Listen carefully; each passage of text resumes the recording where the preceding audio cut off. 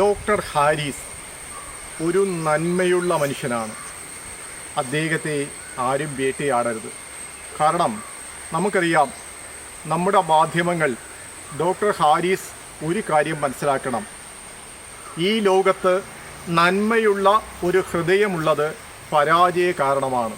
സ്നേഹമുള്ള ഒരു ഹൃദയമുള്ളതും പരാജയ കാരണമാണ്. കാരണം അങ്ങയോടൊപ്പം കുറച്ചു കാലം മാധ്യമങ്ങൾ നിൽക്കും, അങ്ങയെ പുകഴ്ത്തി പറയും. അത് കഴിയുമ്പോഴോ അവർക്ക് വേറൊരു വിഷയം കിട്ടുമ്പോൾ അവർ ആ വിഷയത്തിൻ്റെ പുറകെ പോകും. അവരുടെ തെറ്റല്ല.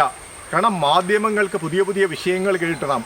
അവരുടെ റേറ്റിംഗ് ഉയർത്തിയേ തീരുള്ളൂ. അത് അവരുടെ അജണ്ടയാണ്, അവരുടെ നിലനിൽപ്പാണ്. നമുക്ക് തെറ്റു പറയാൻ സാധിക്കില്ല.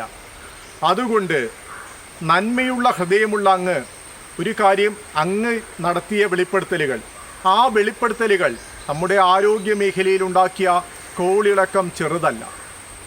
പക്ഷേ ഒരു മനുഷ്യൻ്റെ വിശാല ഹൃദയം, അതായത് നിഷ്കളങ്കനായ ഒരു ഡോക്ടറുടെ ഒരു അഭിപ്രായ പ്രകടനം, ചിലപ്പോൾ അത് അധികാരികൾക്ക്, ഏത് കക്ഷി അധികാരത്തിലിരുന്നു കഴിഞ്ഞാലും അധികാരത്തിലിരിക്കുന്ന കക്ഷികൾ പ്രതിപക്ഷത്തിരിക്കുമ്പോൾ അവർ നമ്മളെ തലോടും.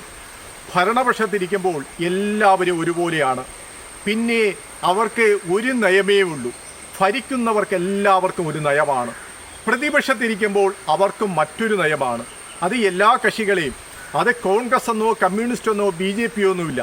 ഭരിക്കുമ്പോഴും വെളിയിൽ നിൽക്കുമ്പോഴും രണ്ട് നയമാണ്. അപ്പോൾ നല്ല മനുഷ്യർ, ഒരു സ്കൂട്ടറിൽ വരുന്ന യാതൊരു ജാടയുമില്ലാത്ത ആ മുഖത്ത്, അങ്ങയുടെ മുഖത്ത് തന്നെ വിഷമത്തിൻ്റെ പാടുകൾ ഞാൻ വായിച്ചെടുക്കുകയാണ്. നമുക്കറിയാം, അങ്ങയുടെ മനസ്സുണ്ട്. നമുക്കിത് കഴിഞ്ഞു കഴിഞ്ഞാൽ പോലും പ്രൈവറ്റിൽ, നമുക്ക് റിട്ടയേർഡ് ആയാലും പ്രൈവറ്റിൽ പ്രാക്ടീസ് ചെയ്ത് കഴിഞ്ഞാലും അങ്ങേപ്പോലുള്ള നല്ല മനസ്സുള്ള ഒരു ഡോക്ടർക്ക് എന്നും ആൾക്കാർ ബിഗ് സല്യൂട്ടുമായി മുന്നോട്ട് വന്നിരിക്കും. പക്ഷേ ഒരു സർക്കാരുകൾക്കെതിരെയും നമ്മൾ പരമാവധി മിണ്ടാതിരിക്കുക.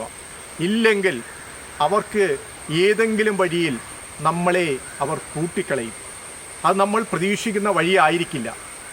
അതുകൊണ്ടാണ് പറയുന്നത്, നിഷ്കളങ്കമായ മനസ്സുള്ളത് ഇന്നത്തെ കാലത്ത് ഒരു തെറ്റാണ്. അതുകൊണ്ട് നമ്മൾ ആ തെറ്റ് തിരുത്തുക. കാരണം നമ്മൾ തിരുത്താൻ പോവുകയാണെങ്കിൽ നമുക്കെതിരെ ഒരുപാട് സർക്കാർ ഉദ്യോഗസ്ഥർക്കെതിരെ അച്ചടക്ക നടപടികൾ എടുക്കുവാൻ ഒരുപാട് വകുപ്പുകളുണ്ട്. കാരണം ജനാധിപത്യത്തിൽ സർക്കാരുകളുടെ കയ്യിലെ പാവ മാത്രമാണ് സർക്കാർ ഉദ്യോഗസ്ഥർ എന്ന് പറയുന്നത്. അപ്പോൾ നമ്മൾ ആ പരിമിതിക്കുള്ളിൽ നിന്നാണ് ഒരു സർക്കാർ ഉദ്യോഗസ്ഥൻ്റെ അഭിപ്രായ പ്രകടനം നിയന്ത്രിക്കപ്പെടുന്നത്. അതുകൊണ്ട് നമ്മൾ എന്ത് ചെയ്യുക? നമ്മുടെ നല്ല മനസ്സുണ്ടെങ്കിലും നമ്മൾ ചിലത് ഇന്നത്തെ കാലത്ത് പറയുന്ന ഒരു കാര്യമുണ്ട്. നമ്മൾ കണ്ടാലും ചില കാഴ്ചകൾ നമ്മൾ കാണരുത്, ചിലത് കേൾക്കരുത്, ചിലത് പറയരുത്. അങ്ങനെ ഉണ്ടായാൽ മാത്രമേ, അല്ലെങ്കിൽ നമ്മളെ ആക്രമിക്കുവാൻ ആൾക്കാർ ഒരുപാട് വരും. കുറച്ച് സമയം നമ്മളെ കൂട്ടുനിൽക്കാൻ കുറേ പേര് കാണും. കുറേ സമയങ്ങൾ കഴിയുമ്പോൾ അവർ കൂട്ടുനിന്ന് മടുക്കുമ്പോൾ അവർ കൂട്ടം തെറ്റിപ്പോകും. പിന്നെ നമ്മൾ ഒറ്റയ്ക്കായി പോകും. എത്ര നന്മയുള്ള മനുഷ്യനായാലും അപ്പോൾ നമ്മൾ കീര വാടുന്നത് പോലെ വാടിത്തളരും.